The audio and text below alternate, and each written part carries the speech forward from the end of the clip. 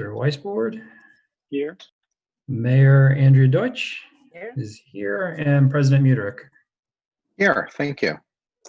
I have no comments, Ms. Mayor.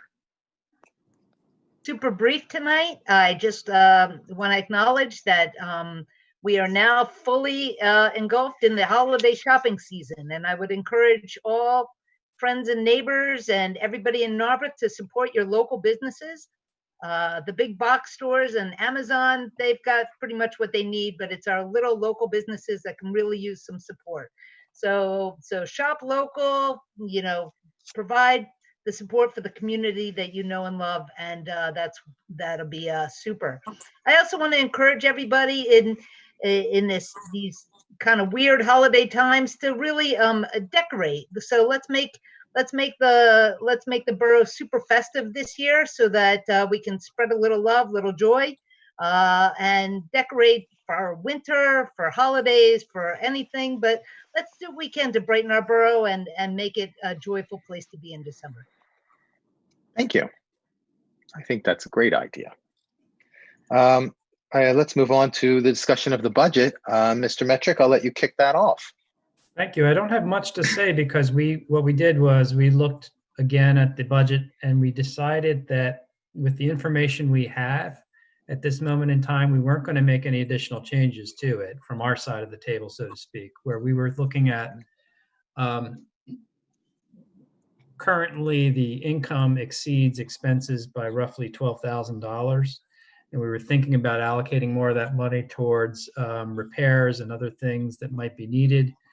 But without better information about that, I think it's just as well and just as prudent to leave things as they are. In other words, there is a potential for the borough to accrue a 12,000. If we completely hit our target on all our numbers, the borough will have about a $12,000 surplus at the end of 2021. So we do not, from the administration side, from police, from public works and administration, have any recommendations that we haven't already discussed and made amendments to. So as of now, that budget document that was most recently dated, I believe, at our business meeting in November, I have no changes to propose. And I don't know if council members have any changes to propose because I didn't receive any messages to that effect in the meantime. So I'm assuming that is either up for discussion right now, or perhaps there aren't any additional changes or questions.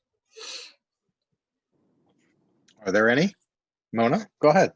At the last meeting, I was concerned about the library request for an increase. I since had a very persuasive call from a resident who's on the library board, who convinced me there are a lot of good reasons to fund their request. So unless there were any other concerns about that, I had emailed and said, I think I'm fine with their request. I don't know how anyone else feels. Hearing no disagreement, Mona, I think all agreed. Okay, anybody else? Hearing none. Sean, I think that concludes our budget discussion. Okay, thank you. I would just like to suggest that the fact that discussion was so short is a sign of a job well done. So thank you. Thanks. You know, I think it's important to reflect on the fact that we've normalized operations and that we aren't, in 2018, we were doing a lot of hiring. 2017, we adopted a whole new chart of accounts. And I think now that the ripples have extended across the pond far enough, we don't see a lot of big changes year over year. So it's making it a lot easier to talk about, compare in a year over year manner, and also just to manage. It just hasn't taken up as much of our time internally as it has in years past. So it's a good thing, and I thank everybody for your help, and thank Matt and John on the call for your help. So thank you. Thanks to all. I just want to say thank you to Sean for all the work that you've done putting us in this position. It's been wonderful and much appreciated, and thank you. Thanks, Andrea. And Right. I want to Yes, just Mona? echo that really quickly. I know I'm the nervous Nelly who's always concerned about how the economic, situation due to the pandemic might affect our budget. But I think if it weren't for the hard work of our staff, our staff led by Sean over recent years, I think we'd be in potentially a much worse situation right now in relation to the pandemic. And it looks like instead we may, we're projected to maybe have a very tiny surplus next year, which is better than, maybe a lot of the shape that a lot of other places are in. So thank you for that. Great. All right, let's go to infrastructure. And I know there are things to discuss. All right, so let me lead off with the less discussable items. We talked about the Wheels on Windsor project, the pop-up bike lane, which has since been implemented and it's been taken back down. So I think the Borough Office, Public Works Department did a great job putting this together very quickly and safely. And we had a lot of assistance from DVRPC and the Narberth Cycling Club in planning it and getting the word out. And I think it was a great project. We have 160 plus survey responses to look at. And there is some data that DVRPC gathered on highway usage, on usage of Windsor Ave by bikes before and after the pop-up bike lane went in. So we're still trying to get a sense of everyone's reaction to it and what happened. So hopefully at our next meeting we'll have a little more information about how that went. I mean, I was there. It looked great. It seemed to go smoothly from what I could see, and I think we'll all see what the data tell us in the next few weeks. We got an update on the 420 Conway, the road repairs in front of that. I think they're now done, I've heard.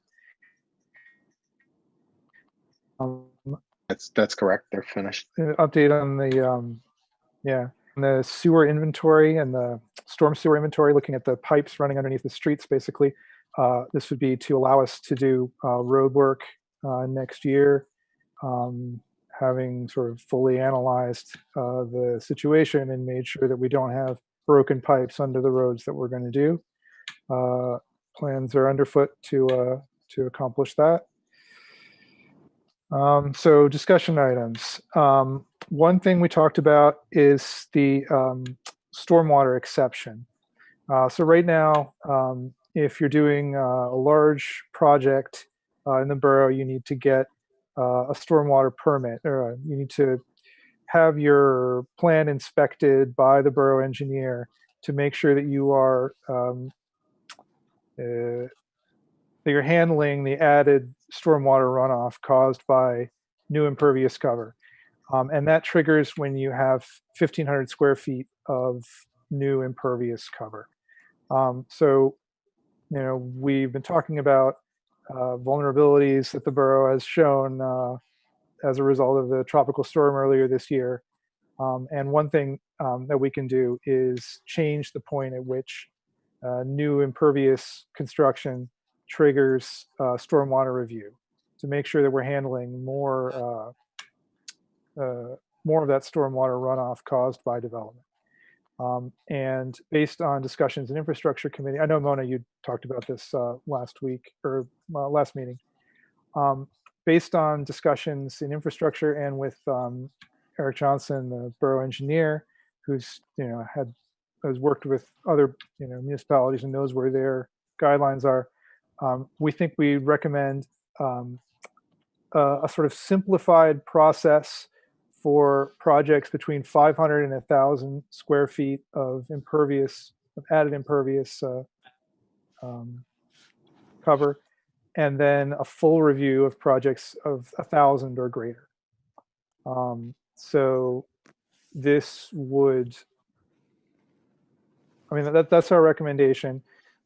We think these projects that are 1,000 or more square feet are substantial projects.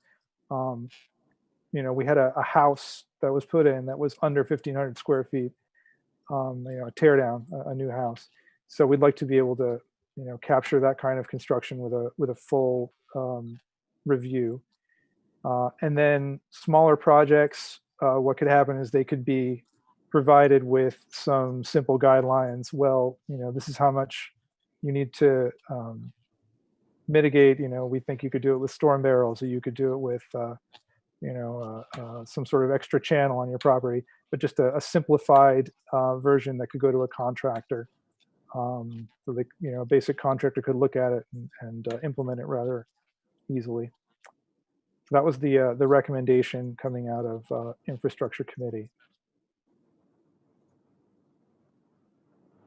Any questions? Just to Discussion? maybe just add on real quickly that Eric was, when we asked Eric, and he works for a number of municipalities, and his opinion was that these revised figures to revise the thresholds down we would not be out of the norm. We would be in keeping with other towns and boroughs of our size and our approximate sort of built up environment that we have. So he didn't think that, he was recommending it because we would be in line with what other municipalities are doing. And also just to know that it's the property owner, that this imposes the cost on the property owner, not on the borough, with, perhaps some additional cost on the borough for plan review, maybe, or other projects need to be reviewed that might not need to be reviewed now. But for the most part, the cost is on the property owner. Yeah, in general, the cost of the stormwater permit should reflect the borough's costs. I think it's supposed to be set at a point where it covers the borough's costs.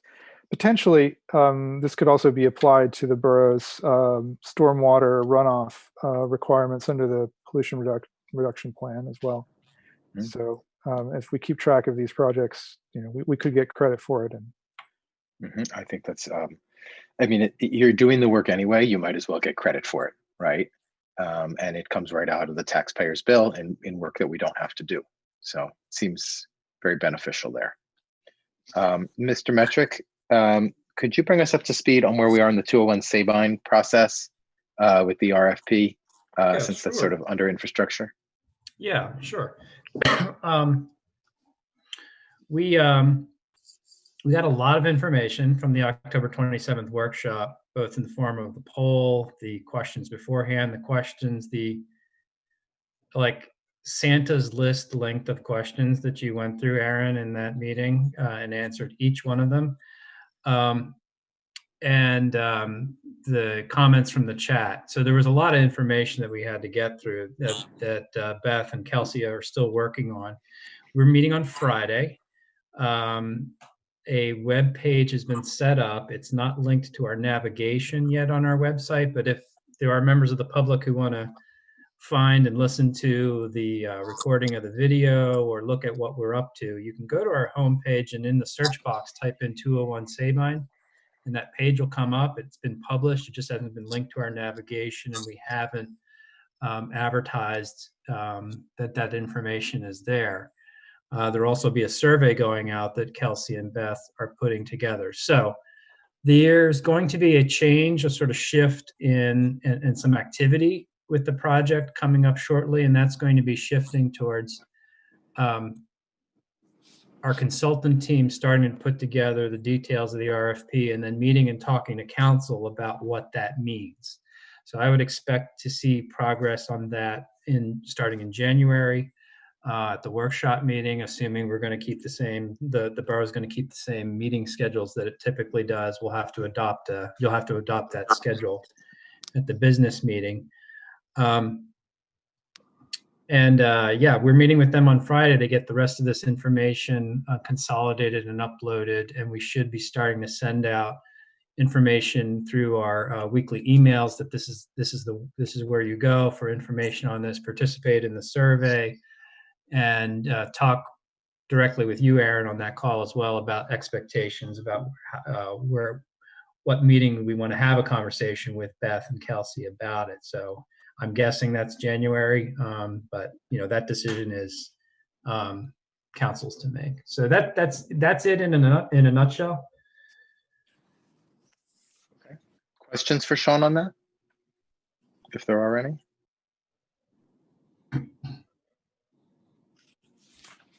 Okay, great. Finance and administration. I have one more topic. Oh, sorry. Infrastructure. Oh, I'm sorry. I thought you were finished. Go ahead. Sorry. That okay. is dealing with citizen requests for new road signs. So we've had a couple instances where people have come to council, with requests for, for road signs to be put up, one-way signs, or, mostly one-way signs. But it's not. I don't know. My feeling is that this is not really something that council should be making the initial determination on. My sense is that we should set up some sort of threshold or some sort of way for people to request road signs, and for borough staff and our highway engineer to look at those requests and then come back with a recommendation to council. Because I don't feel really qualified to judge whether these are good ideas or not. So I think there's a balance. We don't want people to just, we want to make sure that there is significant resident interest in something and that it's been thought through, as we don't want, we don't want to waste staff and engineer time. But I was thinking maybe if half of the residents of a block come with, if you get the signatures of half of the residents of a block and bring it to the borough, then borough staff and that traffic engineer get together and make a recommendation to council. That would be my suggestion for how to deal with this kind of request. I was wondering what everybody else was thinking. Mona? So I'm wondering, a resident also came to the public health and safety meeting right before this to talk about concerns on Sabine and signage for Sabine. And Chief Gallagher had mentioned that he'd also talked with a resident and gone to look at the situation and posted officers there and agreed there was a concern. So my question is, I think I'm kind of with you. I don't know that needs to be a council decision necessarily, even if, I'm wondering, is that something that just simply staff can handle? And does it always need an engineering study if it's not necessarily like a new stop sign or something, but it's on a street that already has one way, is already designated as one way? Are we allowed to simply put up more signs without spending the expense on an engineer to tell us if we can do that, if the street is already designated as one way and there are signs there, but the issue seems to be with, for example, people turning in the middle of the, like, coming in and out of the parking lot and going the wrong way or something? I don't know. Is that something that has to be approved by council? Does there have to be an engineering study for that type of thing? Or can it just be our police working with public works? It depends on the kind of sign, and it depends on, sort of where, right? Okay. There's a zillion rules. Go ahead. I didn't think, I want to make sure I want to make sure that I'm clear. I don't think maybe I was misunderstanding you, Muna. I don't think Fred is suggesting that council would approve the signs or have he's suggesting that process. We wouldn't. Right. I think okay. I want to make sure we were all clear on that. I think what he's suggesting, I think it's a good discussion to have, because these requests come on a fairly regular basis to council members. And we don't have a process in place, which is sort of standardized across requests, which says, right, a certain number of people. I think what Fred's suggesting, that there be a threshold, something that triggers a particular kind of standardized review. It may or may not get to an engineer. I think that this is something for the office to decide. It would probably be, I think about what we may end up with respect to parking, because I think this was a recommendation through the parking study that there be a process by which residents can request parking changes on their block. And this might be something that would mirror that. In fact, maybe we should try to dovetail these together and develop it as one set of processes. So there's sort of a standardized form you have to fill out so that the office gets information in a standardized way, like here's the location, a picture, whatever it might be that's necessary to make an initial evaluation. And you have to have a certain number of signatures. And then you know, the nature of the review is also something that's going to be the same across requests. It's going to be so that it doesn't have a feeling of arbitrariness, you know, that the person who came in and yelled the loudest got the review and other people said, hey, nobody paid attention to us. So I think that's a really good idea. It is really, I think, something for the office, but I support the idea of encouraging the office to move in that direction. I like it. Hold on, Cindy. Matt, could you add, I know when you started, you did an inventory with the interns of all of the signs. And I was wondering if you could sort of speak to sign creep and sort of the maintenance costs of adding signs, just in general, right? Because more is not always better. Amen. So you know, I call it sign clutter. It's like a sign bomb went off in the borough. Putting up more signs isn't necessarily the best approach to things, but well-placed signs is the best approach. And as I've been listening to all of this, I'm totally in support of a process, because oftentimes when we hear these sorts of issues that come to the office, we don't know how to proceed because there aren't any of those procedures. And past practice has been, oh, let's just, you know, Public Works was notified and they go and throw up a sign. And that's not the best approach to do it. We do have a traffic engineer, and no, I'm not going to recommend that the traffic engineer does a full-blown traffic study on every sign request. However, the traffic engineer does have specialties that they can look at turning movements, they can look at best practices, and it might be, you know, a 20-minute field visit to look at it and say, look, this is what you're going to do, sketch it out, put it on a plan. They write a letter, and therein lies our marching orders. So I do really want to, it feeds into the effectiveness of the long-term viability of the traffic engineer. The more the traffic engineer is involved in decision-making processes, the more the traffic engineer will be able to give insight as to how the system as a whole, the transportation system, can improve over time. You've got me on the transportation soapbox now. It's you can mute me if you need to, but I can talk about this until the cars come home. Thank you. It's you know, traffic is imperfect, always will be, because it's based on an individual decision. There's no way that you can regulate individual decisions. Everyone in a vehicle, whether it's a car, truck, bus, a bicycle. And so it's almost impossible to regulate transportation 100%. What we can do is we can get it close and we can apply best practices. And oftentimes it's a combination of not just signage, but signage and enforcement. And to Michelle's point, it's also about how we design that street and where on-street parking is located and how we can slow down traffic and make people think differently about their decision to drive down certain roads and how they drive down certain roads. So I guess a long-winded way of saying I would welcome a process. I would like to develop this process in coordination with the police department and the traffic engineer and the public works department, making sure that everybody has a touch point.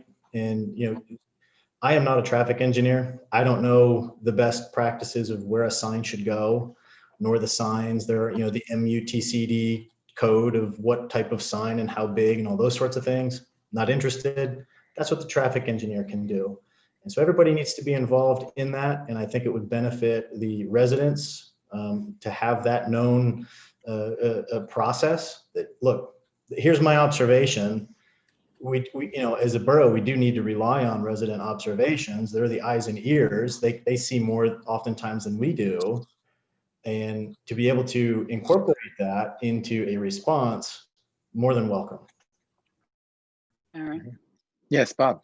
I'd just like to ask the team, whoever, if it's the infrastructure committee in conjunction with the borough staff and the police department and public works, or whoever the team is that's working on this, to think carefully about what triggers the process, because I think a lot of us represent very, very busy, you know, busy residents, and our neighbors are really busy with their lives.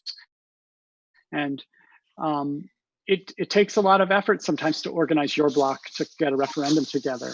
And I'm wondering if there might just, if you could consider like what sort of threshold of complaint triggers an investigation. Like, maybe it could be something kind of relatively simple so that you don't have to go and knock on all your neighbors' doors, but maybe it's like, as Michelle suggested, just a form. But think about what, like some proportion to how much effort the residents have to give to getting action. I'm more in favor of something easy than something challenging to organize. Okay. Aaron, Cindy, if I could just make yeah. No, go ahead. I two was going to call comments. on you. One on philosophy. Matt, I think 3 years ago you brought us the data and suggested we need it. So I would just like to point to, shifting our philosophy and perspective on public safety and rather than just throwing up more signs, is again, reconsider how we manipulate the built environment to utilize traffic calming techniques and tools, which have been recommended since the 15 years I've been in the borough, such as curb cutouts and whatnot. Matt, to your point of how you're manipulating the road to achieve the outcome, which just throwing up more signs is not going to do per the traffic studies that we have done in my time here in Narberth. The second comment about process, and Matt and I started to have this discussion. So we had that see-click fix where residents could very easily take a picture, put a comment, and we didn't have kind of the personnel infrastructure yet to manage that system. It was almost bigger than the office.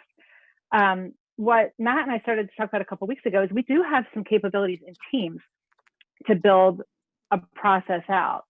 So for example, I know at work, we app on Teams, which we currently don't do, but it may be worth looking at how a small investment in some of our already existing software could help facilitate a kind of a streamlined process for us all to use.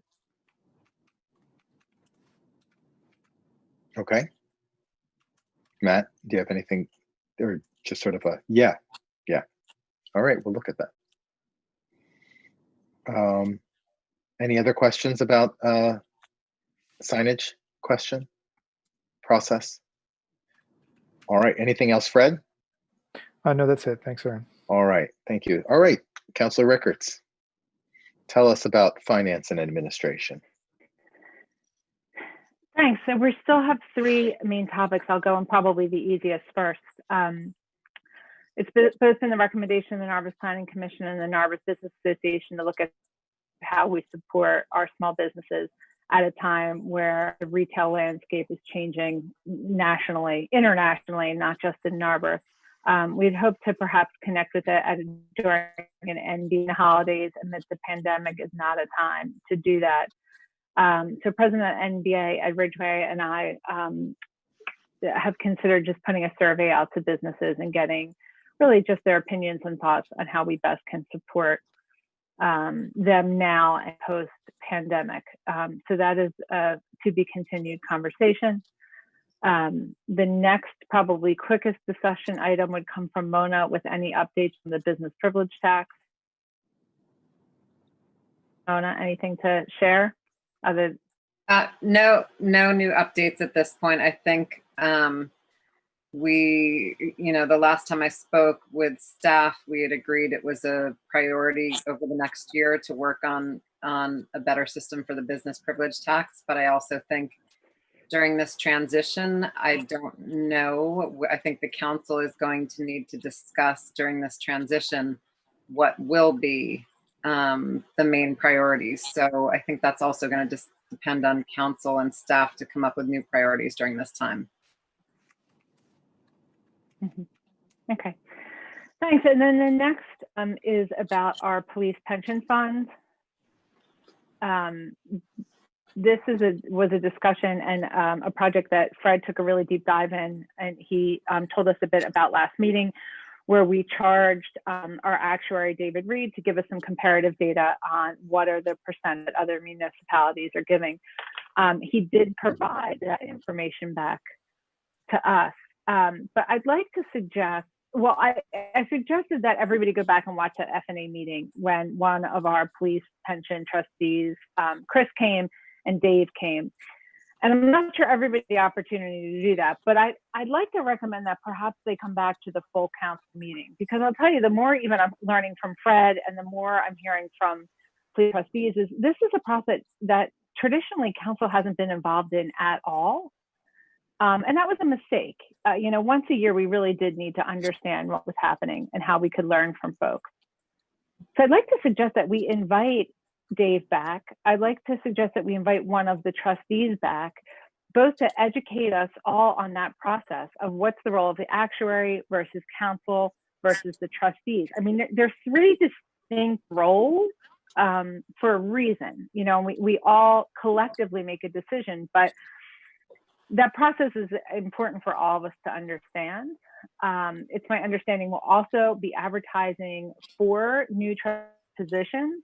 So this would be an opportunity for anyone who may be interested in getting involved in this space can attend that meeting and learn as well.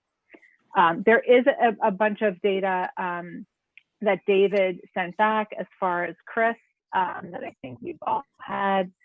Chris is one of the trustees who reviewed some of this, saying, you know, if you look short term, it's not an optimistic look. He gives us some 10-year outlook, including inflation, making assumptions on how the trustees would invest. David Reed, the actuary, gave us a comparison of the percentage that other municipalities invest. I was cautioned by one of the trustees we really need to keep in mind and be careful when we're comparing ourselves to other municipalities, which was one of the questions that we asked last time, because we are so small, we're fragile, was the word that one of the trustees used. So we have to be careful. So I was saying I was really struck by the Kentucky percentage, you know, that we invest more conservatively Kentucky. And one of the trustees said, yeah, that's $1 billion pension. You know, somebody goes out on a disability in Kentucky, it doesn't hurt. In Narberth, that does. So you really want a holistic allocation. And council's role is to really assess our risk tolerance in that process. So I'll stop there. I'm sure, Fred, I'm sure you have a lot to add. And then I would suggest that we discuss perhaps inviting Chris, Nick, and Dave, so we can all just kind of learn about this process and the community has an opportunity to listen in as well. Sure. Oh, sorry, Aaron. I was just going to add, you know, this is probably outside of the specialization of any of us here at the table, but it's one of the decisions that will have the most financial impact on the borough. And so, you know, just keep that in mind. I mean, over the next 30 years, it's millions and millions of dollars that are going to be a decision that we make in the next couple of weeks. So go ahead, Fred. Yeah, well, that's one reason to have the experts in the room, you know, when we finally make the decision, so that if we have questions or concerns, they're there to answer them. So I thought that was a great idea when Cindy suggested it. So the data that David provided, which looks, I asked him to provide us with information for sort of our peers in the area. So smaller municipalities in Pennsylvania that administer their own pension plans.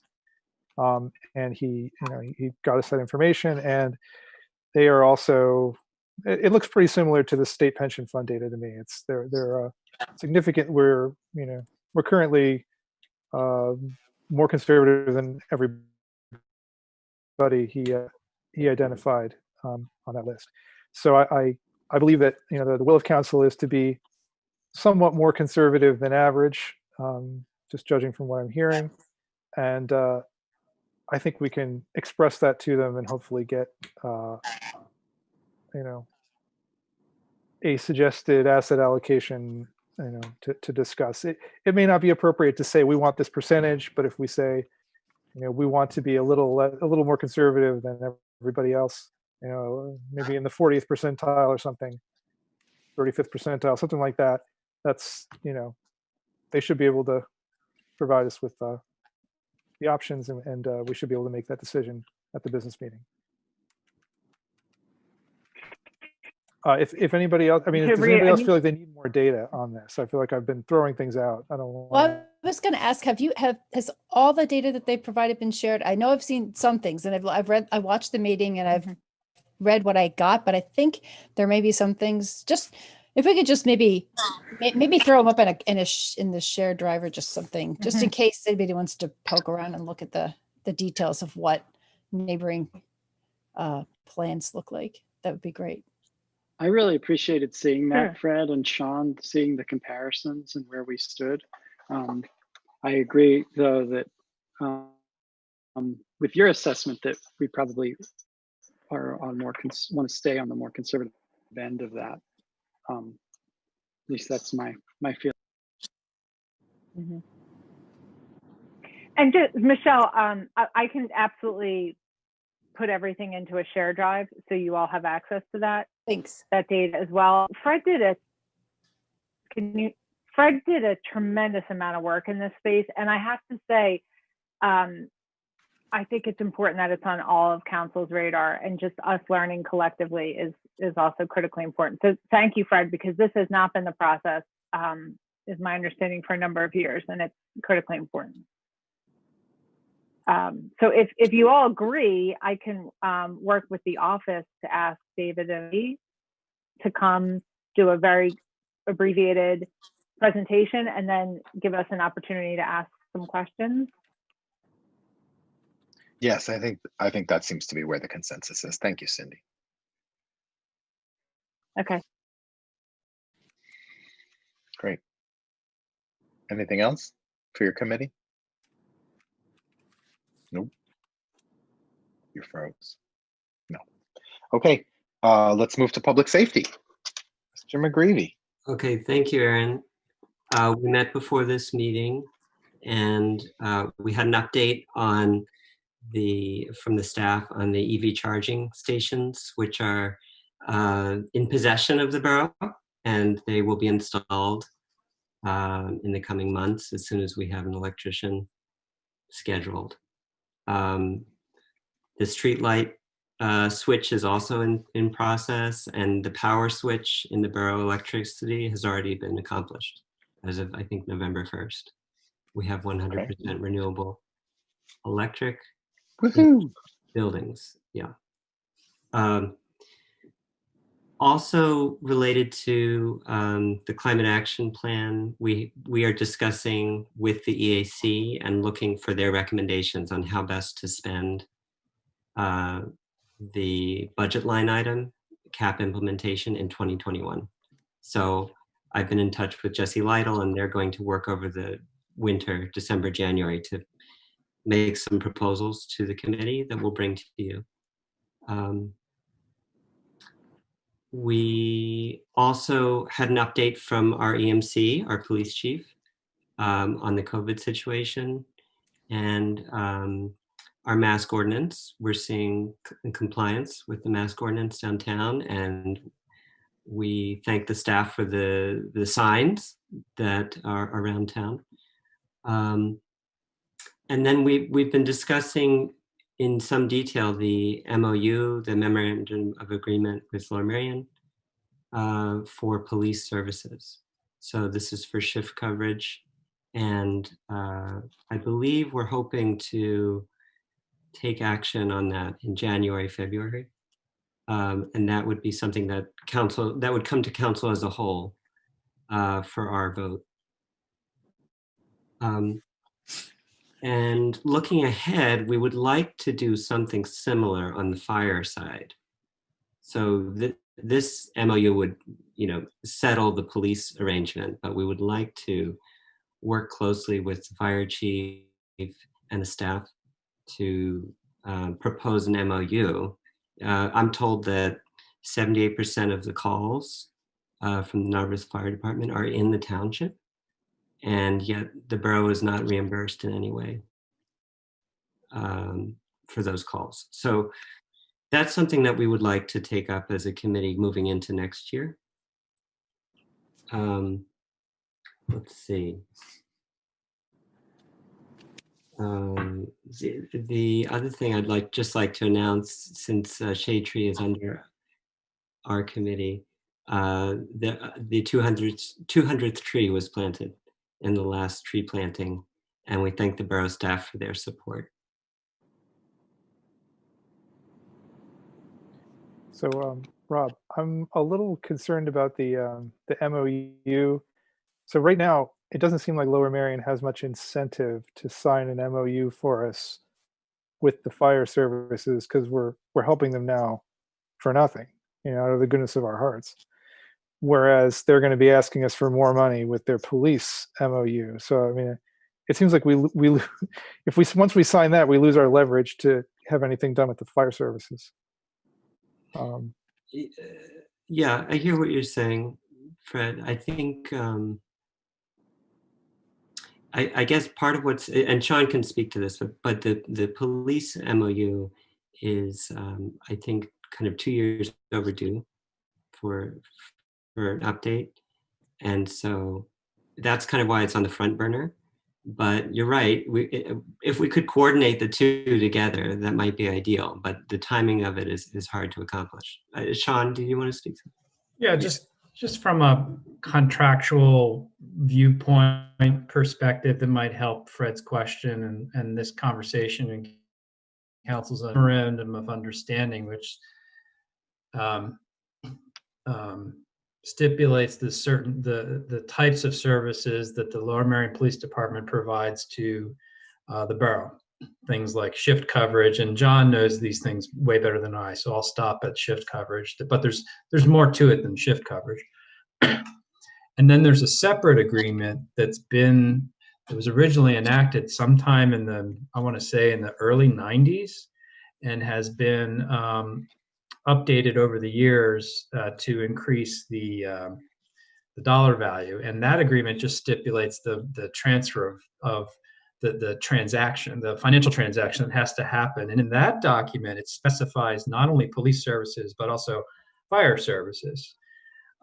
So in that framework, I think we can operate within that awkward framework to address both issues simultaneously, or the council borough and township could come up with a different framework. But I don't think by discussing the MOU, we necessarily lose ground on the other issue. But I think it's very, very good question to ask. And I'll just double check with John, solicitor, about that as well. Thank you. Okay. All right, we'll move on to number 7, public comment. Any members of the public here this evening who would like to comment? Unmute yourself. Mr. Ghosh, we'll start with you. State your name and address for the record, please. Serge Ghosh, 77 Windale. I wasn't planning on commenting, but there was a topic just recently raised. Wanted to appreciate council for wanting to be more conservative in the pension funding and support for future and current borough employee retirees. But I'm suggesting it's a comment. So I won't ask the question. I'll just comment. Suggest that it would be good for council to ask and understand that being more conservative than anyone else in asset allocation results in lower returns. And so it also requires the borough and borough council to be more liberal in the funding the difference between the lower returns of the asset allocation and the plan's needs. So to be more blunt about it, if you have such a conservative asset allocation, you have to raise taxes to keep the plan funded. Thank you. Thank you, Serge. Mark? Hello, it's actually Carol Marie. I'm on Mark's computer. So I have a question. I was discussing at the public safety meeting about the one-way signs that went missing about 5 years ago on our street on Sabine Avenue. And we've been asking more than 5 years to get these signs replaced. Chief Gallagher and I have gone over this. You've gone over this with me, with the council's gone over this. And I want to know, let's move forward. We will have a petition from our block. How do we move forward? What shall we do to show that there is a grave safety issue for the people who use the park and use the street. As you know, our street is a double long block with a crest. And by the time people have missed the two one-way signs on Essex Avenue, by the time they get past the parking lot and to the playground, they're going at a pretty darn good clip. So I want to know exactly what shall we do to get this process going, so we can show the need to get these one-way signs on our street. Okay, thank you. Right, that's Thank you. okay. I don't know if you're going to comment on that. My next comment is on the meeting on Friday about 201. Who is that meeting with, and what is the focus of that meeting? Sean, I'll let you answer that. Thanks, Sean. Carol Marie, we're meeting myself, Aaron, and Kelsey and Beth, who you know from Real Estate Strategies Incorporated. And we're trying to download the information that they've analyzed, talk about what's going to get posted on the website, and make a schedule and strategy for the next few weeks and months, a couple months ahead, so we can plan things out. It's time to put the project back on the rails after all that information we got in the end of October. All right. Has any party shown interest in the property? I mean, no, because there has not yet been an RFP, so they would have nothing to respond to. But no one has contacted the borough and said, hey, I hear you're going to be doing something with this property. I'd like to be involved in the conversation, or yeah, 230 people responded. Okay, but no developers or no. We haven't no offers yet. No. No offers. All right. Well, that's good to know. And then my last question is,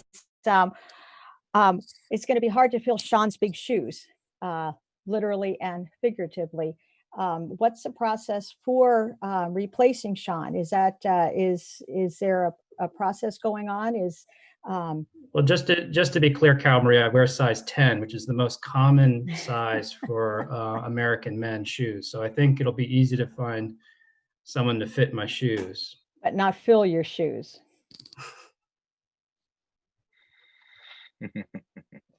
All right, thank you. Action items? I see no other public comment. Oh, Ira, did you have something you want to add? You're just hanging out. Okay. Action items, do we have any? I don't think we do. Hearing none of those, we'll move to announcements. I have two, but I'll let everybody else go first. Didn't we have an action item in terms of the sergeant, Rob, or is that another day? I'm sorry. Thank you. Metric. Oh, Rob? Yeah, that was something we also discussed at the end of our meeting. I think that would be, the timing, I guess, is up to you, Aaron and Sean, but we did all receive as a council the letter from Mike Samuelson with a list, and there's a name at the top of the list. And so the ball is in council's court. That's my understanding now, to extend a conditional offer to that person for the sergeant position. Okay, so that's where we are. So no action items. Announcements, anybody?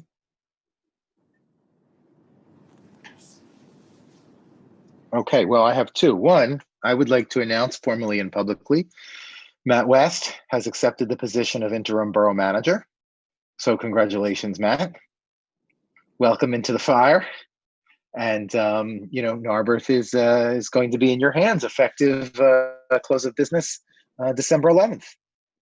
And we very much look forward to working with you and are very thankful that you have stepped into this role. Well, thank you. I'm looking forward to it. And I just want to let everybody know I have size 12s. There you go. There you go. My second announcement is as part of our farewell to Mr. Metric, we will have a special Zoom call December 9th. That is next Wednesday at 7 p.m. And it will be an opportunity to tell tales of high adventure about Mr. Metric, whether they be true or not. And we will have punch and pie virtually together. When did you say, Aaron? What's the date and time again? I'm sorry. December 9th at 7 p.m. Okay, thank you. If you would like to bring a roast speech, no one's going to complain. This is your last chance, unless you're going to go to a Westchester, town meeting. All right. With that, let me just shoot a little text here to Mr. Walco, who is going to be joining us in executive session. He's here. I'm here. Oh, see, you. he was lurking. And I'll take a motion for adjournment. Is there a motion? Move Fred? to adjourn. Fred's jumping in. Is there a second? Rob? All in favor? Aye. Meeting is adjourned. Thank you, members of the public. Thank you, Norfolk Civic Association, and we will go right into executive session.